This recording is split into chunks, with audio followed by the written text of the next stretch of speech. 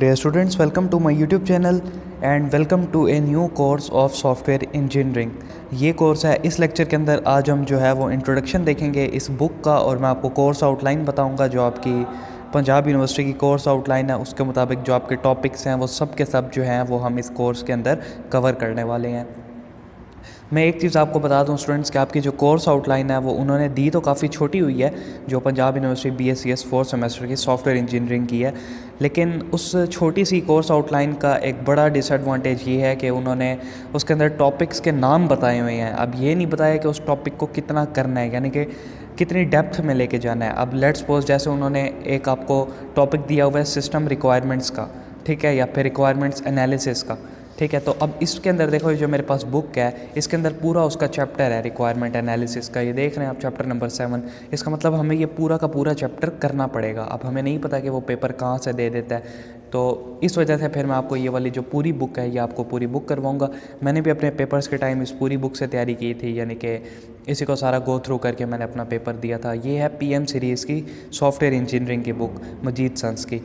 मैं ये आपको प्रेफर नहीं कर रहा कि आप इस बुक को परचेज़ करो। मैं ख़ुद आपको ये बुक जो है वो PDF फॉर्म में शेयर करता रहूँगा, यानी कि हम जिस लेक्चर में जो भी पढ़ा करेंगे मैं उसके आपको PDF साथ साथ शेयर करता रहूँगा, ठीक है। डिस्क्रिप्शन में लिंक होता है, आप जाके वहाँ से सिंपली डाउनलोड कर सकते हैं। अब मैं आपको बता देता हूँ यहाँ पे जो हमारे पास इस बुक के अंदर चैप्टर्स हैं, टोटल इसके अंदर 12 चैप्टर्स हैं, ठीक है।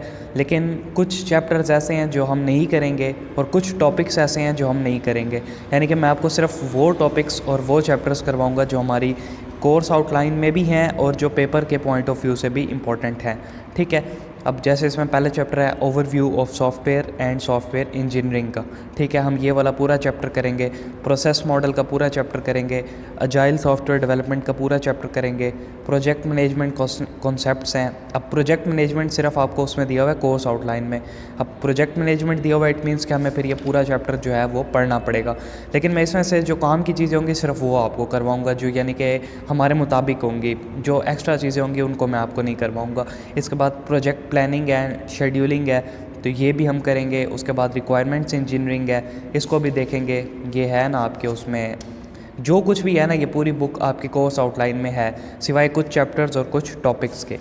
उसके बाद रिक्वायरमेंट एनालिसिस हम करेंगे, सिस्टम मॉडलिंग का चैप्टर है, आर्किटेक्चरल डिज़ाइन का है, डिज़ाइन एंड इम्प्लीमेंटेशन का है, सॉफ्टवेयर टेस्टिंग का है, क्वालिटी एश्योरेंस का है। बस यहाँ तक हमारा काम है। उसके बाद रिस्क मैनेजमेंट मैं आपको करवा दूंगा और ऑब्जेक्ट ओरिएंटेड कॉन्सेप्ट ये देखूंगा, फिर अगर मैंने करवाना हुआ तो करवा दूंगा, लेकिन ये आपकी कोर्स आउटलाइन में नहीं है, ठीक है। आपकी कोर्स आउटलाइन में यहीं तक है, क्वालिटी एश्योरेंस तक।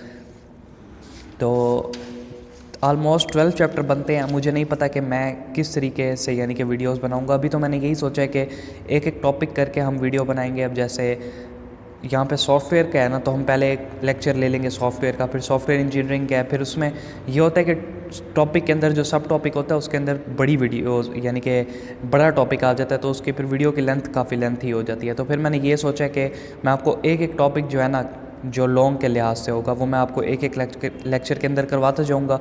तो आपने बस ये ख्याल रखना है कि यहाँ पे मैं ऊपर जो हमारा थंबनेल होगा वीडियो का, उसमें मैं ऊपर चैप्टर का नाम मेंशन कर दूंगा, ठीक है, और नीचे जो हम टॉपिक पढ़ेंगे मैं वो मेंशन कर दूंगा। अब जैसे चैप्टर 1 होगा तो मैं 1 लिख के उसके आगे ये लिख दूंगा, और नीचे हम जो भी टॉपिक करेंगे मैं उसके आपको हेडिंग दे दूंगा, तो आपने उससे समझ जाना है कि अभी हम चैप्टर 1 कर रहे हैं, ठीक है स्टूडेंट्स। ये चीज़ थी।